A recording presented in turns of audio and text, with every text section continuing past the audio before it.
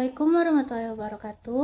Halo semuanya, tujuan saya membuat video kali ini adalah untuk memenuhi tugas pada mata kuliah Tata Kelola Keuangan Pemerintahan di bab 4 dengan materi investasi. Baik, sebelum itu ada baiknya saya memperkenalkan diri terlebih dahulu. Perkenalkan, nama saya Vanessa Putri Setiawan dengan NIM B1B12037. Saya dari Prodi Ilmu Pemerintahan Fakultas Hukum yang mengontrak mata kuliah ini pada hari Rabu di jam 14.30 sampai 16.10 dengan dosen pengampu Bapak Dr. Wirmaya Kaputra, SE MSI. Selanjutnya, di bab 4 ini terdapat 7 materi yang akan saya jelaskan. Yang pertama, kriteria investasi, yang kedua instrumen analisis manfaat dan biaya, yang ketiga macam manfaat dan biaya suatu proyek, yang keempat mengenal dan mengukur manfaat suatu proyek, yang kelima mengenal dan mengukur biaya proyek, yang keenam menentukan waktu dan bunga diskonto, dan yang terakhir analisis risiko. Baik, berikutnya saya akan masuk ke materi yang pertama, yaitu kriteria investasi. Kriteria investasi adalah penilaian dilakukan untuk mengukur imbal, hasil yang didapatkan atau biaya yang dikeluarkan untuk suatu instrumen investasi. Biaya investasi adalah uang tambahan yang Anda keluarkan untuk melancarkan proses investasi Anda. Misalnya, biaya transaksi ketika membeli suatu instrumen. Seperti yang diketahui, investasi adalah aktivitas menguntungkan sekaligus berisiko. Risiko ini adalah bagian yang sulit dihindari, namun bisa menghadapinya dengan berbagai strategi. Menentukan kriteria investasi terbaik adalah salah satu strategi yang bisa diterapkan dari awal. Ada bermacam perhitungan kriteria investasi untuk para investor. Yang pertama, counting rate of return, yang kedua, payback period, yang ketiga, net present value, yang keempat, internal rate of return, yang kelima, benefit or cost ratio, dan yang terakhir, profitability index. Selanjutnya, saya akan masuk ke materi yang kedua, yaitu instrumen analisis manfaat dan biaya. Cost benefit analysis adalah proses analisis estimasi keuntungan yang akan didapatkan berdasarkan perhitungan biaya dan manfaat dalam suatu proyek. Tujuan utama dari analisis ini adalah untuk memastikan bahwa proyek tersebut bisa menghasilkan return of investment yang tinggi. Ciri-ciri sebuah perusahaan berhasil mendapatkan ROI yang baik adalah bisnis tersebut berhasil menerima nilai yang lebih besar dari yang dibelanjakan. Dengan kata lain, bisnis tersebut benar-benar memberikan keuntungan bagi perusahaan. Namun, analisis cost benefit juga memiliki manfaat lain, yaitu mendorong perusahaan untuk bisa mewujudkan visi, misi, dan tujuannya.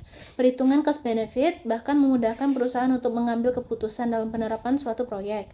Tak berhenti sampai di situ saja, hal ini juga dapat memberikan gambaran terkait kemajuan proyek serta evaluasi untuk keberlangsungan proyek. Berikut ini adalah beberapa kondisi yang menurut perusahaan untuk menerapkan analisis cost benefit. Yang pertama, evaluasi pada karyawan baru. Yang kedua, mengembangkan strategi bisnis. Yang ketiga, membuat alokasi sumber daya. Yang keempat, melakukan pembelian. Yang kelima, mengembangkan kebijakan dan standar yang sudah ada untuk kinerja proyek. Yang keenam, mengamati peluang investasi. Yang ketujuh, membuat keputusan untuk relokasi dan ekspansi bisnis. Yang kedelapan, mempertimbangkan untuk pembuatan program. Dan yang terakhir, merencanakan perubahan sistem yang sudah ada. Selanjutnya kita akan masuk ke materi yang ketiga, yaitu macam manfaat dan biaya suatu proyek. Analisis cost benefit menawarkan banyak manfaat bagi perusahaan. Oleh sebab itu, pelaku usaha atau pimpinan perusahaan perlu mempertimbangkan untuk menerapkan proses ini demi kemajuan memajukan perusahaan dan meminimalisir potensi kerugian. Berikut adalah manfaatnya. Yang pertama, membantu perusahaan pada pengambilan keputusan yang dilakukan berdasarkan data. Yang kedua, memudahkan tim manajemen perusahaan dalam membuat keputusan bisnis. Yang ketiga, membantu perusahaan dalam merumuskan upaya preventif. Yang keempat, membuka kesempatan tinggi untuk menemukan biaya dan manfaat tersembunyi. Yang kelima, mendorong perusahaan untuk memberikan competitive advantage, seperti kemudahan dalam melakukan analisis pesaing. Yang keenam, mencegah terjadinya kerugian. Yang ketujuh, meningkatkan ROI atau Return of Investment, pendapatan bisnis, dan juga profit, serta mendukung kenaikan enterprise value secara keseluruhan. Selanjutnya ada materi keempat, yaitu mengenal dan mengukur manfaat suatu proyek. Cost benefit analysis adalah suatu analisis yang membantu perusahaan dalam mengambil keputusan yang tepat dan menguntungkan. Oleh karena itu, agar dapat membuat CBA yang baik, maka perusahaan harus mengetahui cara menghitung cost benefit analysis agar dapat mendapat hasil yang maksimal. Berikut ini beberapa tahapan dan cara kerja dari cost benefit analysis. Yang pertama, susunan kerangka perencanaan. Yang kedua, mengidentifikasi biaya dan manfaat.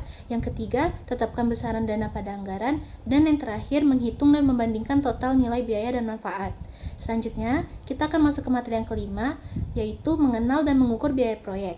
Berikut adalah cara mengukur biaya proyek CBA. Pertama, menyusun kerangka analisis dari cost benefit analysis, dan yang kedua, membuat identifikasi biaya dan manfaat. Selanjutnya, kita masuk ke materi yang keenam, yaitu menentukan waktu dan bunga diskonto. Diskonto obligasi adalah jenis obligasi yang diperdagangkan dengan harga nominal yang lebih rendah daripada harga yang seharusnya diberikan kepada investor. Meskipun membeli dengan harga diskon, investor dapat menerima per value atau nilai pokok surat utang secara penuh di masa jatuh tempo. Investor juga bisa mendapatkan keuntungan dari kupon yang diberikan penerbit dalam periode tertentu. Investor individu atau institusi tertentu bisa membeli atau menjual jenis obligasi ini. Namun, ada ketentuan khusus terkait pembelian dan penjualan discount bound bagi investor institusi. Di situasi tertentu, jenis surat utang ini dapat memberikan keuntungan lebih bagi investornya. Hal ini mengacu pada selisih nilai antara face value dan harga jual obligasi. Untuk menghitung keuntungannya, kamu harus mengetahui selisih nilai nominal dan harga jual obligasi dengan beberapa rumus perhitungan, yaitu A. Kamu harus mengetahui bunga kupon atau coupon rate dan bunga pasar atau market interest rate. Yang kedua, kamu bisa menggunakan rumus perhitungan ordinary annuity mengetahui besaran bunga investor diterima setiap periode. Selanjutnya, materi yang terakhir yaitu analisis risiko. Risiko dalam proyek adalah segala hal yang memiliki pengaruh terhadap timeline proyek, performance, maupun budget. Sedangkan manajemen risiko dalam manajemen proyek merupakan proses identifikasi dan analisis potensi risiko sebelum proyek dijalankan dan membuat perencanaan atau mitigasi untuk pencegahan terjadinya risiko tersebut agar proyek dapat diselesaikan sesuai dengan tujuan. Panduan berikut dapat digunakan untuk menganalisis risiko. Yang pertama, probability of risk occurrence atau peluang terjadinya risiko. Yang kedua, risk impact atau dampak risiko. Yang ketiga, risk exposure atau matriks dari probability of risk occurrence dan risk impact. Selain kemampuan atau kompetensi yang perlu dimiliki dalam mengelola risiko proyek, berikut beberapa tips yang dapat diterapkan untuk meminimalisir dan mengelola risiko dalam proyek. A. Create a risk management plan. B. Keep your risk register up to date. C. Understand the risk event. D. Be proactive instead of reactive.